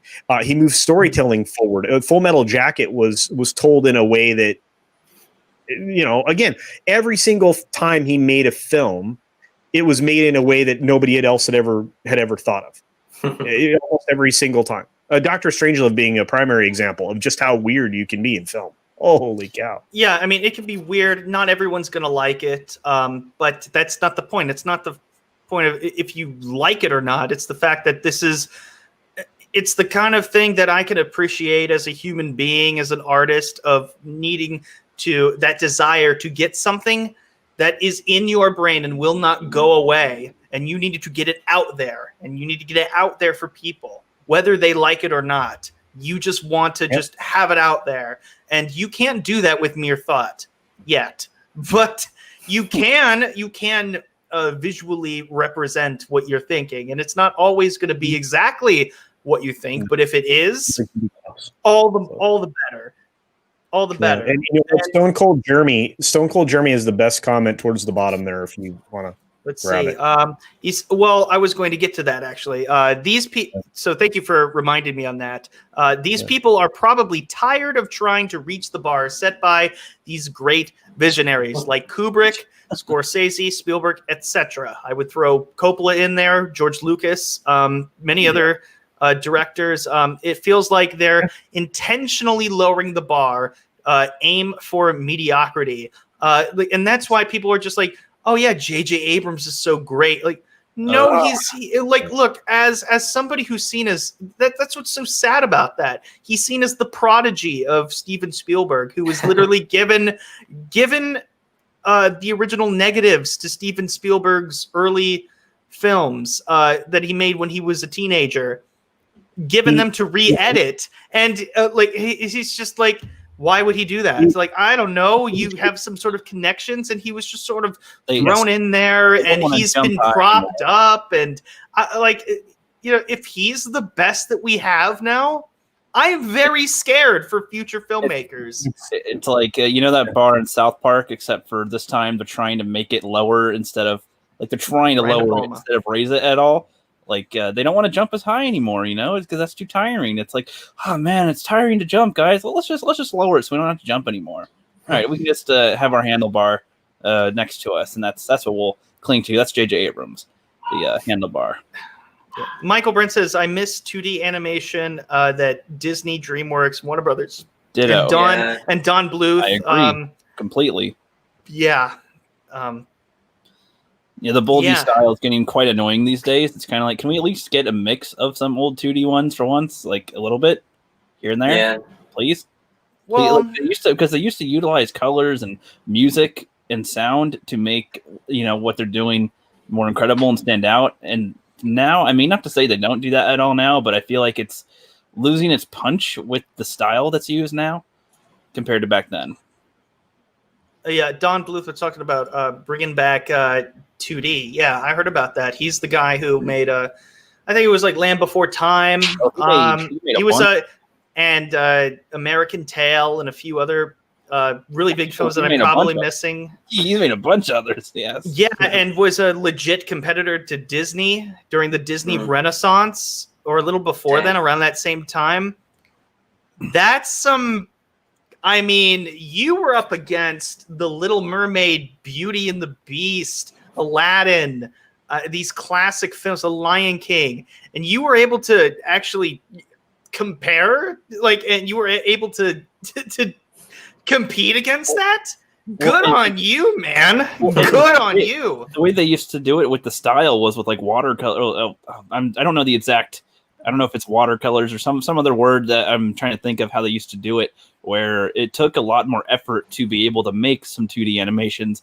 And I think that's why they actually stick with the current formula they do now with the 3D bulgy type of one, because it's simpler to make and it's a lot less effort, I would think. I mean, there's probably work in it. I'm not saying that it is an easy job, but compared to how they would do 2D animation, I assume it's easier than that. But I don't know. I don't know if anyone else knows either on the panel. Oh, no, I totally agree with you, you know. It's kind of sad that animation is where it is right now, you know. It's like, 'cause I'm okay with there being the 3D stuff as it is, like with, you know, all the, like with Frozen, Kung Fu Panda, all that style, it's fine. But can we get a mix of some of the old-fashioned stuff before it's like a completely lost craft and they don't even know how to do it anymore? And, you know. Did you hear about that project years ago called Cat Baloo? Cat Baloo. That sounds familiar, but I don't know what it's for. It was a steampunk animation project. I think it was like during the time that The Princess and the Frog came out. It was like going to be the last. In Ghostbusters, actually, or not Ghostbusters, and Casper, the movie one. I swear, he's like, his daughter's name is Cat, and he like loses his memory when he's a ghost or something, and he's like Cat Baloo or something. That's the only time I heard that. I don't know what it's for. It's referencing. Well, there was this project that came out years ago. Again, it was a steampunk project from some animators, and it never came to fruition because they didn't have a director or producers or anything. They just kind of were animators and they wanted to do the craft, but they didn't have the people they needed, unfortunately. It never happened, at least from what I can tell. Yeah. It looked really cool. If only. Yeah, The Princess and the Frog was like the last 2D Disney one that they ever made. Yep. Yeah, I mean, it's sad, but at the same time, you know, it is what it is. It was sort of a product of its time, and it just sort of unfortunately faded. And that's not something that you can necessarily blame on anybody. You know, it's just Pixar really took over. It just did. Jeff, this was Rookie. This was our generation. You know, really. Yeah. Well, I was like, again, don't I was bash on Pixar though. No, it's not bashing on Pixar at all. I actually saw Onward, and I'm not going to talk about it now. But it did not deserve to be put out at the complete wrong time. It was one of those movies that was really good. But no, it's just unfortunate that the style and that so many people, like, imagine being like a young person at the time who just got in and was starting to do animation for Tarzan. Then a few years later, you're done. Everything that you trained for. Yeah. Sorry, the style is done now, and it's like, oh, yeah, wow, gone. Sorry, bud. Form replaced by simple means. It's like, oh, all right. Yep, drawing, hand-drawn animation. Sorry, like, you're out. It's just going to be anime is going to be the only 2D form left at some point. It's like, that's fine, but man, I don't know. Yeah. At least someone's doing it. Yeah, I did not. I've never heard of it. It's not a Game of Thrones thing, is it? Is it? Bruce Lombardo? I'm curious about that. I have no idea. Yeah, so we're about to wrap it up here, but before we do that, because we could talk about this and Stanley Kubrick all day long. I mean, we were talking about that more than I thought that we were going to. But this is what's great about the show, is that we can just go on forever and about like literally anything, and it can be. It's just a beautiful thing. You never know what is going to resonate with everyone on the panel and in the chat. So I'm very grateful for that. So we're going to get into the lightning round for today. This is all of the silly articles that we find all the time. And it's a beautiful thing to just take a break and relax, because, yeah, that CBR article, like, that's not even the most offensive thing that they've ever published, but it's just so wrong that we just need something to just sort of balance it out. So we're gonna start out with this that I found. So apparently this is one of the most bizarre things I've ever seen.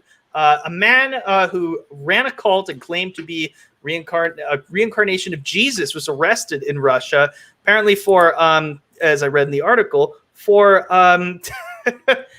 swindling people of money, because he's clearly not the reincarnation of Jesus, and it's very unfortunate on that. But this is the same country who has now claimed an entire planet to themselves, as they declare Venus a Russian planet due to their probes. Wow. Based on the research that they have done, dibs, and that's mine. Dibs. You know what? All I will say is, if you want to colonize a planet, I mean, go for it. I don't know what's going to happen, but I'm pretty sure it's not going to end well for you. If you're a Venus, they'll die. Like, look, the U.S. can claim Mars. You guys can go to Venus. That's fine with us. It's much. Let me just put it. Let me put it this way: it's a lot easier to get warmer than it is to cool down. Let's just put it that way. Yeah, but who's going to stick the flag into Mars? Is it going to be a white guy, or is it going to be, that's going to be a question, right? And I don't think they're all Russian. Well, no, I'm saying, you said if America claims Mars, is what you said. I was like, what color is this? That's not the point of this. I know, but that's what they would make. They would make it the point if it was a problematic. Oh, God, that's an idiotic point. Right. That is funny that they declared Venus. That's funny. Yeah. Well, men are from Mars, so I guess this is where the women go. And that you can make that kind of joke. I guess I don't know. Russia is a woman country now. I guess is that what they're saying? I know there was that one book, but I don't know. We're gonna no. This no transition to even really accurately describe. Man dies from eating bags of black licorice. Bags, plural. How big were these bags? I'm not sure. It doesn't How really. many? They don't come in bags, do they? They come in like little bins and little. They do. I don't know why you would eat that many black licorice thing. Like, look, even that Twizzlers. Like, come on. How much can you? Why can't you overdose on Pop Rocks? Then you can. That'd be awesome. Then you go out like a champ. There. Even that binge worthy of a candy. It's like 8, 10. I'm like, that's good enough. Like, I don't need to eat any more than that. That's enough. It's a pretty good point, Stone Cold Jeremy. Yeah, they're too butthurt about the moon landing. Yeah. Directed by Stanley Kubrick.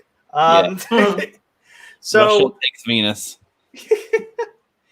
Another news. This guy, a shopper flaunting his gun in a checkout line, shoots himself in the groin by accident. Is this on Walmart? Unfortunately, this is not at Walmart, although I wish it was. But that would make more sense. But look. Wait. Showing up. Wait, sorry. He was doing what now? He was flaunting his gun in the checkout line, and he accidentally shot himself. Okay, so what? Did his dumbass have the finger on the trigger? Because that's the first thing they tell you not to do. Yep, he unholstered a Glock. Okay. millimeter semi-automatic pistol from his waistband so he could show it off to a friend. Okay. And then he reportedly, was holding the gun near the front of his pants when he accidentally pulled the trigger. There you go. So that was your first freaking mistake. And if you're not going to try to fire it, have the safety on. I mean, it's simple stuff here. The safety is keeping your finger off the damn trigger. Yeah. That is the safety. It's like there's two levels, though, of that. There's even more. Oh, by the way, he did not have a concealed handgun license. So. Even dumber. I'm sorry. As someone who has a concealed weapons permit, this is a damn embarrassment. It really is. Oh, I know. I'm just saying. Well, it's like that's even more embarrassing. He's like, his buddy's like, "Hey, wouldn't it be cool to have a gun?" Psst, I got a gun, bro. Oh, really? I don't believe you. I got to see it. Okay. You're, no. Responsible gun owners aren't just hauling it out for you to look at. No, they don't just whip it out like that. I don't whip out my firearm when I'm at Target. I don't pull that out of my purse. Yeah, right. It's not it's not a toy. It's not it is, but that's not where you show it at. It's not for flirting. It's not for flirting. What the? Yeah, Nano Reaper, I was trying to get there, but that's okay. Only flirting if I'm at the gun range, but other than that, no. But when you're getting some milk and groceries, that's not the right time to stand in line at the checkout. No. You're about to leave the store anyway, but you can't wait, and you're gonna. That's not a good time. No.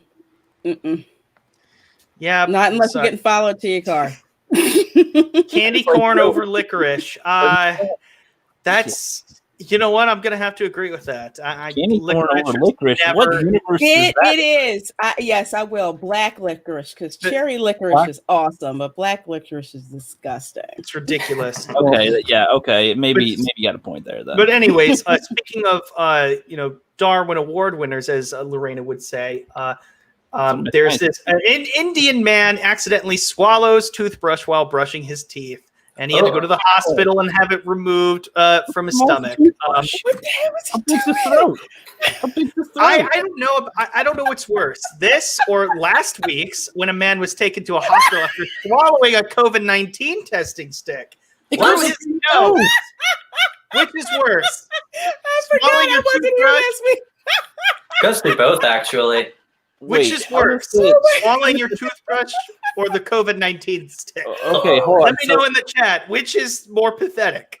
Please. Okay, to be honest though, they jam that thing down your throat and nose. It's disgusting, and I hate it. Oh no, that was a self-administered COVID-19. Oh jeez. Oh, well, he's stupid. Okay. You should know your own limits. Hold on. So what was he doing with the toothbrush? Because I'm sorry. Brushing his teeth. How do you get it down your throat? No, how can you actually swallow it? Like the angle and like how big's his throat and how big's the toothbrush? Because that's it's important. Probably a tiny one. You see how tiny that one is? Well, still, I mean, imagine a travel one. Down. You said he swallowed it. He wasn't just choking on it. He said he swallowed it. Like his pipes accepted it and took it in. Like how? I don't. Some people live on the edge. I just can't see how you can do this. But somebody did it apparently. Apparently we know he's a swallower now. You could have just spit, but instead you just had to swallow, and it cost you. So that's what he has to tell every woman when he meets them. I'm a swallower, just so you know. And that's wait, he meets women? If he does, I don't know. That's what I said. There's a lot of factors. That doesn't make any sense. No, if he's an Indian man, hold on. When it says an Indian man, is that in India or where is this? India? Is it in India or is it in America? Because they said an Indian. India. They said an Indian man. For all India. If it was in America, it would say Native American. Okay, this is India. Wait, that's Yeah. That's a different Indian though. No, they're not Indians. They're not from. Oh my gosh. Tech support, not TP. Improper. Okay. Yeah. Oh yeah. Tech support one. Yeah. That's what I was going with that. Oh, you said tech support. Okay. Yes. Yeah. Instead Okay. of the other one. And this is something that I'm sure Culture Casino is gonna laugh very hard at. Biden wants virtual debates so he can have offstage help. Of course he would. Of course he would. He needs all the help that he can get. Good luck. Sit in a chair. Biden wants to hook up. That's all he wants. Good luck to both candidates, but no, you got to do it in person. No helping. No, you can't help in a debate. Sorry, no. It's never been like that before. You're on your own. You're on your own. Rogan, can I phone a friend? Off screen, helping him. You can't phone a friend at a debate. It's not a lifeline. This dude's been a puppet from the beginning. He's just now he needs more of a hand up his rectum in order to be more of a puppet. Yeah. I have to tell you, I don't. I'm not. I look. I don't. I'm going to say this out loud in front of other people. I have serious disagreements with both sides of the aisle. Okay, let's just let's start with that. But in this particular instance, I'm terrified of the man with no brain and no memory. I'm also seriously, it's like the Scarecrow is running for president, and that's not okay. That version of the Wizard of Oz doesn't work for me. No, I mean, for contrast, Bernie Sanders, as crazy as he was, he didn't need help. Yeah, if he could debate on his own. You don't want people touching him. He's away from me. This guy's running scared, and he should be, because he will be embarrassed because he can't form a complete sentence ever. I mean, it's even when he's at a press conference with a friggin' teleprompter in front of him, he can't finish. He can't finish a paragraph. It's insane. And so of course he wants help. He's a I can't even go there. He needs help. Right. So, anyways, we're gonna talk about Florida women now. There you go. What part of Florida? I gotta ask. I'm not sure. I'm not even sure if this is. Oh wait, it's in London. Sorry, never mind. All right, daggone it. That's different. A woman falls out of a car window and onto the highway while filming a Snapchat video. Oh my god! This has been the best Snapchat video we've ever seen. Oh Let's my see if god! Can we even see it? It's blocked. No. Why? We want to see the video. No. I would have loved to have seen that. Why tease us like that? That's messed up. Let me see if I can get around that. Country is it? The UK? Yeah, it's the UK. The UK. All right, give me a minute. I wonder what part. Oh, it says London. Okay, but Hold on. Culture Casino. I'm just going to give you the link. Oh, Surrey? It was in Surrey. Okay. Okay. Culture Casino, just look at the private chat. I'm going to send you the link. That maybe it might be just something on my end or something. I'm so glad it's not Florida. Yeah, I'm very curious about that. We're going to go back to that go away thing. But it's not just the women, it's the men too. Michigan man in Florida pulls Florida man move and tells cop he's just chilling after bloody DUI crash. Now, I mean, if you're in that big of an accident, what else are you going to do? Run away? Your legs are broken. Naples. Okay, so in Florida, but not Florida man. Okay, just want to make that clear. Oh, yes. But don't worry, Lorena. We have a few for you as well. A Florida man in need of a ride calls 911. Instead of getting a taxi, lying about finding a body. Literally said, hey, there's a dead body here at a McDonald's. Oh, my God. Winter Haven. I know where that is. Wait, you know who that is? I know where that is. It's in Winter Haven. It's like an hour from Disney. Yep. Said there was a dead body, but they found no dead body, but did find the guy sitting on a curb and clearly didn't know what a taxi was or had Uber or anything. Well, if some guy called 911 for ice cream and liquor, I guess you can call 911 for a ride. No. I mean, yeah, it's not going to be to where you want it to be, though. And by the way, we are going to talk about this right here. Florida man sues McDonald's over chicken McNugget injury. You might be wondering, what the fuck are you talking about, Justin? How can you possibly get an injury over a chicken McNugget? Was he choking? No, that's not what happened. McNuggets, of course. Apparently, after biting into the food and hitting bone, he felt pain in his mouth and suffered headaches for 3 days. I don't know how that works. He went to the dentist where he discovered his tooth was cracked in 2 places and needed surgery to replace it. These are nuggets. If there is a bone, how hard is this bite? Jeez. I'd want receipts for that, because if I bit into a chicken nugget at McDonald's and there was a bone in it, I definitely would be taking pictures of that. How do you wait? And he's suing them for $1.1 million. How hard is this fight? How does that happen? Reportedly said that if he wins, he plans on donating $1 million to charity. That's a lie from the pit of hell. Sorry. Yeah. Easy to say before you have that money, right? Yeah. Right. It's still unknown whether the order was for a 4, 6, 10, or 20-piece nugget meal. Wait. Did they say he bit into the teeth? His teeth cracked? Is that what they? He said he bit into a bone, and then he felt pain in his mouth and suffered headaches for 3 days. Then he went to a dentist and realized his tooth was cracked in 2 places. How nasty was his teeth prior to this? How nasty? I don't know. Was he on a desert island for 8 years, never seen the dentist, and then he came and had McDonald's for the first time and bit into it, and his teeth are so sensitive because he hasn't had any care? Because how do you crack your teeth? How was that even possible? It is possible if you've had root canal work done on it. I bit into a freaking bagel and somehow it just wound up fracturing my tooth because it had a root canal like 20 years ago and it was already weak. So it happened from that, but there was no bone or anything in it. But would you blame the bagel? Hell no. You'd be like, I'm like, it can't be a freaking bagel. No, I didn't blame the bagel at all. But like I said, this dude doesn't have, if there was a chicken nugget with a bone in it, I damn well would have been taking a picture of that sucker. Yeah, I'd be like, because they're supposed to be boneless, right? All the nuggets are supposed to be boneless. Yeah. Yep. To be fair, I've heard of worse in the Chinese McDonald's. Ooh. I've heard fingers showing up. Oh. Yeah. Yeah. How do you miss that serving it to people? That's what I want to know. As long as you can have at least 4 of those on your records, then you're okay. If it's 5 that takes you down, you know.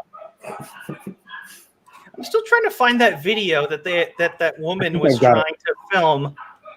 I think I've got it.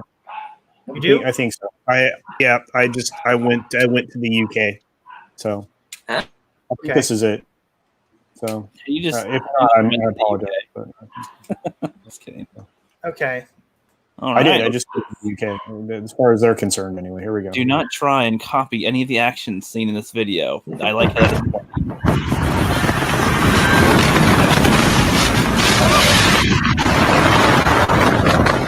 Don't do this, by the way. I need to stop doing this. 110 miles per hour, I'm going to end up dead. Yeah. Wait, they don't show her fall? What? Oh, well, that's a Look joke. at what the Chancellor is saying. That was it. They were continuing. That's all there was. Going to see her fall. Well, so that totally wasn't worth it. I was looking for the fall out the car. Yeah, I was actually going to fall the car. Whoa! But what she would have said, yeah, she would have just pressed yes, submit.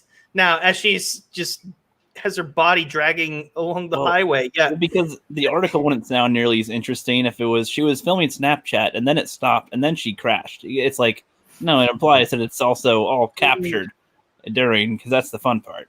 Oh, it's a comment on us in society for being so evil, wanting to see. Oh man, that's really disappointing. Clickbait. I tried. So. Oh, that's okay. It's not your fault. No, you are fake news. Yeah, that's it. We just had to put that out there. Yeah, clearly.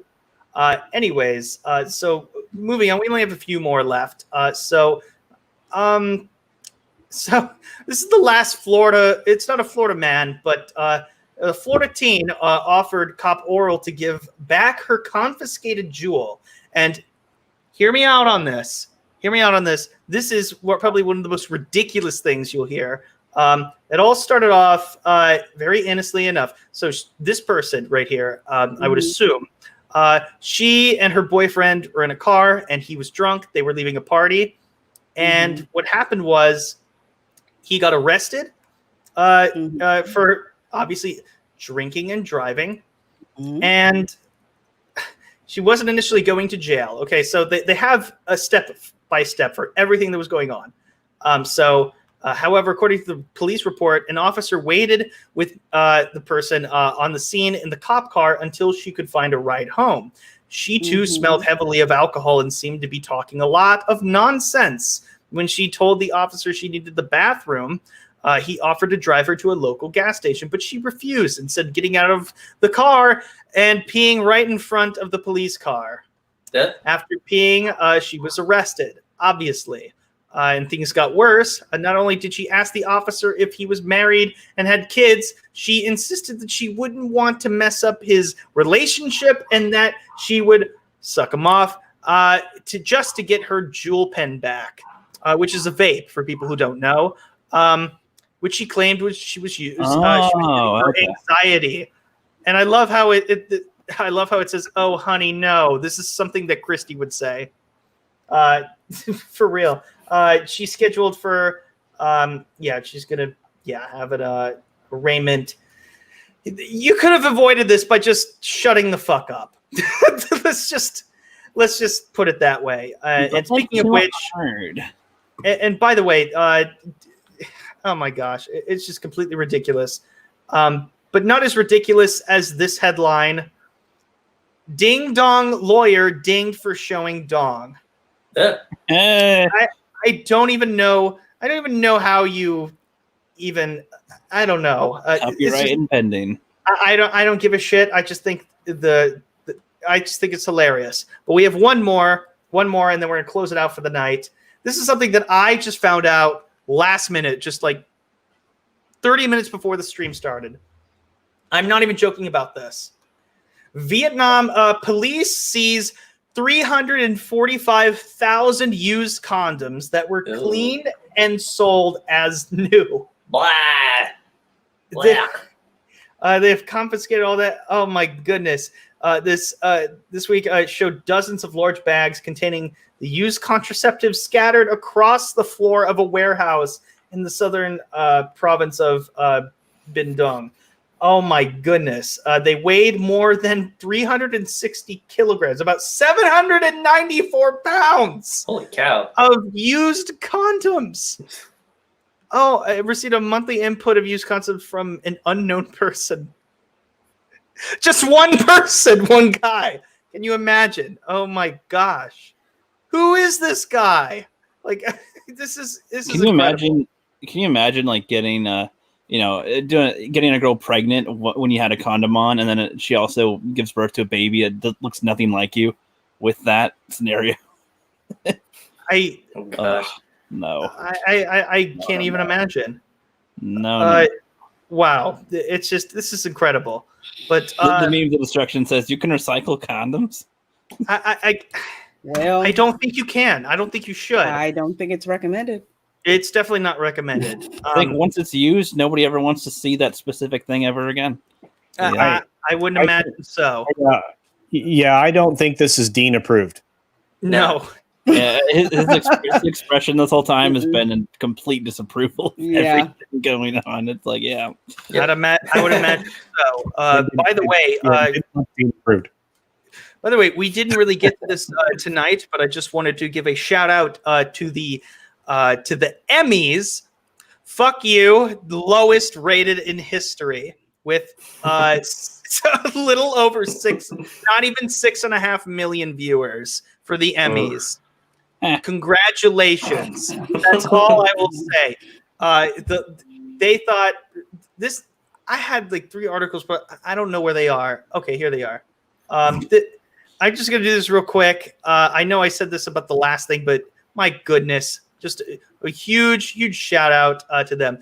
You see right here the dwindling viewers of the Emmys. Yep. There are literally three articles in a row.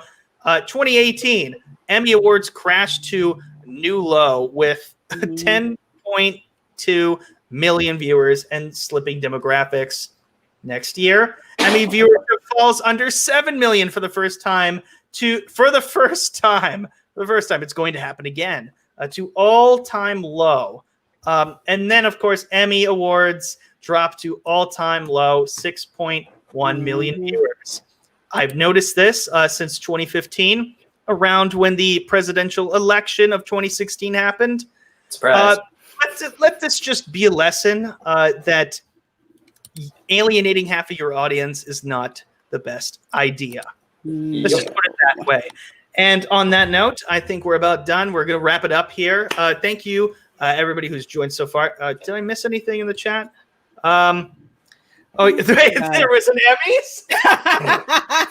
That's what I said. I didn't realize what was happening. I didn't know it was on. Yeah. Oh, my goodness. It was. Go ahead. What was that? What was that?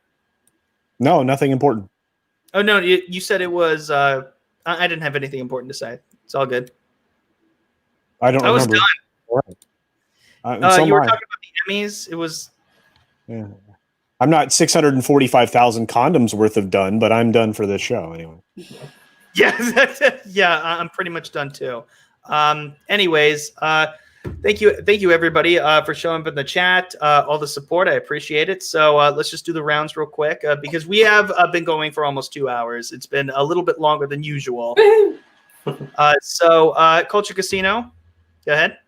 Oh, hey, I'm Culture Casino. This is not my channel. My channel is actually Culture Casino, which is usually over my head. I'm sorry, just reminding everybody that actors, not real. Anyway, I have a channel. I also have a Twitter where I'm very offensive. On YouTube, I'm not. I don't even curse very much or at all on my channel. So other people do, but I don't. I make videos twice a week, and I do several live streams, including showing up on other people's live streams, including this one every Thursday, which I enjoy. I also show up on Reina Creole, who just went off of camera right below me.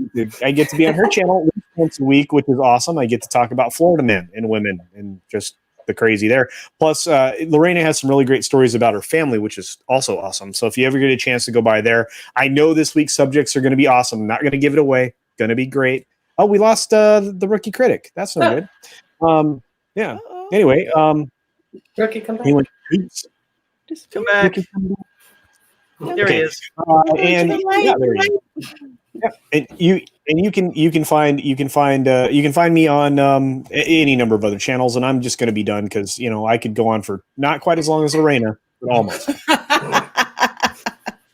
Well, speaking of which, the lovely Reina Creole. Hey everybody, I'm Reina Creole, bringing you that spice to sci-fi and pop culture analysis.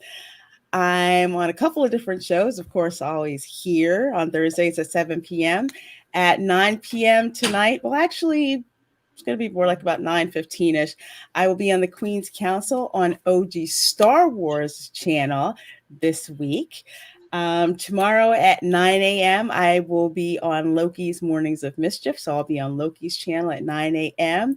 At 12 p.m., tomorrow is my brand new lunch show, and I said 12 p.m. on my channel. I will have the Valkyries on my show as my special guests. So that's Purple Valkyrie and Sammy Joe will be on my show. Saturday at 7 p.m., I'll be on Rogue Entertainment over on author Stephen Walton's channel at 7 p.m. And on Sunday at 8 p.m., my Welcome to Florida live stream comes back. And this week, we are going to be talking about the most haunted place in Florida. So you will have to come and check it out. And of course, Mondays at 10 p.m., I'm on Toxic Femininity over on Midnight's Edge channel. And as always, love being here with you guys. Our chat is absolutely amazing. Love it. Well, thank you very much. And we're always glad to have you here. Ladies and gentlemen, Dean approved. Hi. So on my channel, we talk about movies, we do movie reviews, we do TV, we also look at news on occasion, and it's all an effort to discover if it's Dean approved. Currently on the list, I think I might do since I did a Mulan review, I'm thinking possibly going a little bit back and doing Beauty and the Beast. So see you there. And last but certainly not least, the rookie critic. Yeah, what's up? Thanks for having me on. This was nice and fun. The future feature film director. I'm working on some projects behind the scenes, but I'm starting to put videos out again. So y'all remember that I'm still here now. And I'll have more information about the projects I'm working on soon. My next one I'll be releasing is the stop motion tomato project called The Tomato Wars. Ooh, sounds fascinating. Indeed, it's got. I think I have like 20 people playing voices in it from the community around, so should be some fun. All right, and my name's Justin Proper. I know I say this every week, but I do have some videos that I want to make. It's just about when I have time to do it, because having a full-time job, like it doesn't make making videos, it is what it is. So I'm going to work better on that. You can catch me on Park Hoppin every Saturday, or not every Saturday. We haven't really done that as much lately, but you can catch me on Park Hoppin. I'm going to be making a couple of videos for their channel released pretty soon. So look forward to that. And as always, you can catch me here This Week in Bullshit, 7 p.m. as always, every Thursday. Thank you all so much. My proper compadres. Live long and proper. And as always, have a great day, everybody. Take care. And yeah. Oh, we're doing this now? Oh, I keep forgetting that. But I thought it all right. Live long and proper, everybody. Take care. Let's just sit here awkwardly until it ends. Ooh, where's the end part? Where's I can start singing now. Wait for Axel. Well, thanks to the lame ass security, I'm going home.